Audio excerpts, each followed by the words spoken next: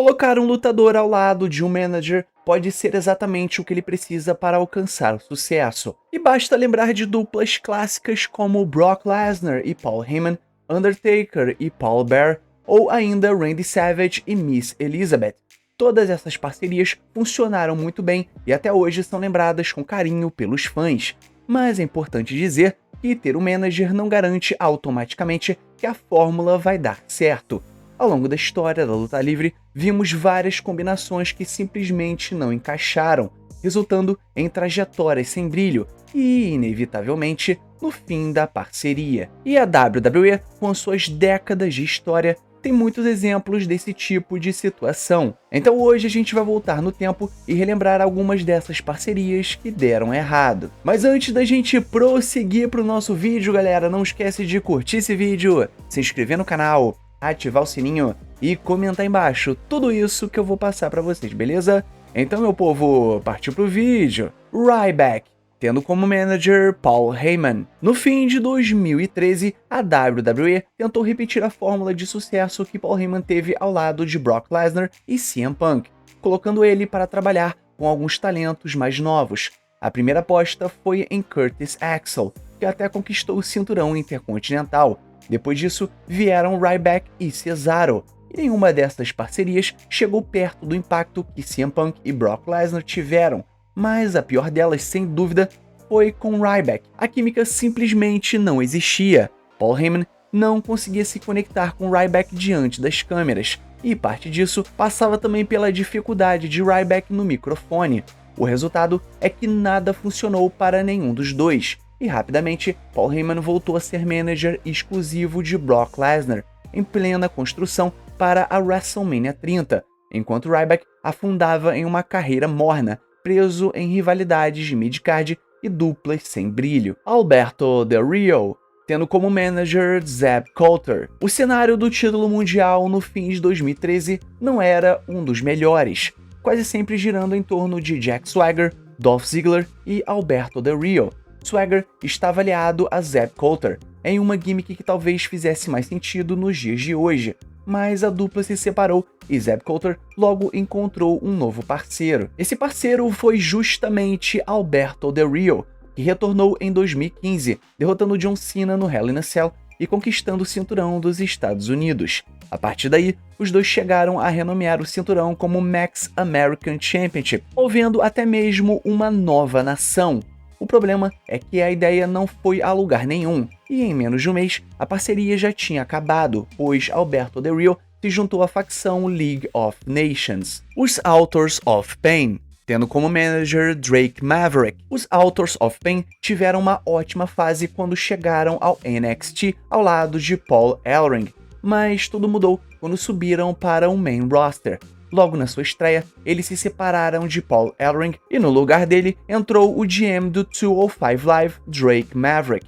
E apesar de Maverick ter saído bem em vários papéis dentro da WWE, como manager dos Authors of Pain, ele foi visto como um enorme downgrade em comparação a Paul Ellering. Sua participação acabou sendo muito mais voltada para a comédia, com o momento mais lembrado sendo quando ele literalmente fez xixi nas calças durante uma luta por causa de Big Show. Depois disso, Akon sofreu uma lesão e a WWE decidiu remover Drake Maverick discretamente da dupla. Darren Young, tendo como manager Bob Backlund. Numa tentativa da WWE de se conectar com o que estava acontecendo no mundo fora da luta livre, Darren Young começou a usar o slogan Make Darren Young Great Again, fazendo referência direta à campanha presidencial de Donald Trump na época. E com isso, Darren Young chegou a receber um push decente pelo cinturão intercontinental, até mesmo adotando o clássico crossface chicken wing de Bob Backlund como finalizador.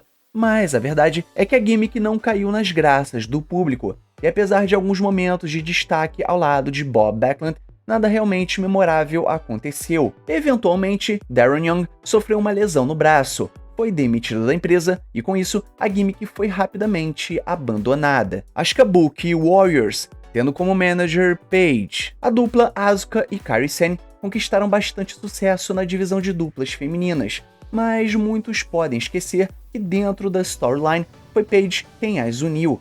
Ela trouxe Kairi Sane do NXT e apresentou as duas como uma nova equipe para rivalizar com as Iconics no SmackDown Live em 2019. E curiosamente, a parceria não engrenou de imediato, enquanto Paige estava presente. Porém, quando ela precisou se afastar para realizar uma cirurgia no pescoço, Asuka e Kairi Sane acabaram conquistando os títulos de duplas femininos da WWE. E apesar das três terem desempenhado bem seus papéis, a química do trio nunca funcionou de verdade. Quando Paige retornou, acabou sendo descartada do grupo, com Asuka e Kairi Sane virando heels. Undertaker, tendo como manager Brother Love. Quando qualquer fã de luta livre pensa num manager para Undertaker, o primeiro nome que vem à cabeça é sempre o de Paul Bearer. Os dois se encaixavam perfeitamente, e é até estranho imaginar o Undertaker sendo acompanhado por outra pessoa, mas no começo foi exatamente isso que aconteceu.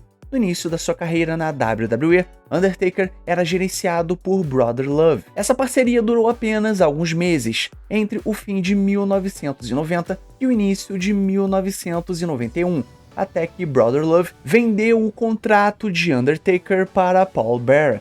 A partir daí, nasceu uma das duplas mais icônicas da história da luta livre e da WWE, deixando a parceria com Brother Love apenas como uma curiosidade divertida para os fãs lembrarem. Steve Austin, tendo como manager Ted DiBiase. Uma das decisões mais estranhas que a WWE já tomou foi trazer Steve Austin com o personagem de The Ringmaster. Desde os tempos de Stunning Steve na WCW, já era claro que ele mandava muito bem no microfone e não precisava de ninguém falando por ele. Mesmo assim, a empresa resolveu colocá-lo com Ted DiBiase como seu manager e ainda lhe deu uma gimmick que não combinava em nada com seu estilo.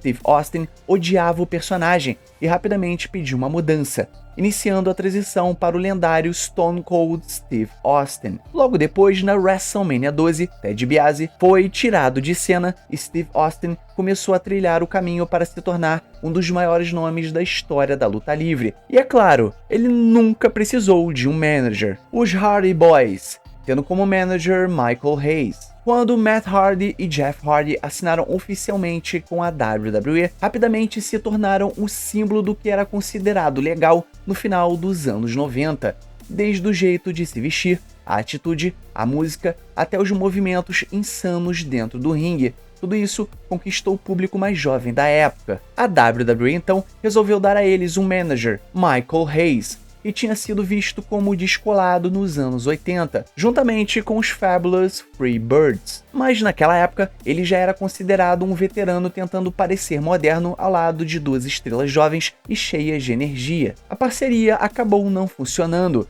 e os Hardy Boys logo foram colocados juntos de Gangrel por um curto período, antes de realmente explodirem de popularidade ao formar um trio com Lita. Aí sim, eles encontraram a química perfeita. Então galera, chegamos no final do nosso vídeo. Então não esquece de curtir esse vídeo, se inscrever no canal, ativar o sininho e comentar embaixo tudo isso que eu passei pra vocês, beleza? E o mais importante, é claro, somos Pro Wrestling. Valeu e fui!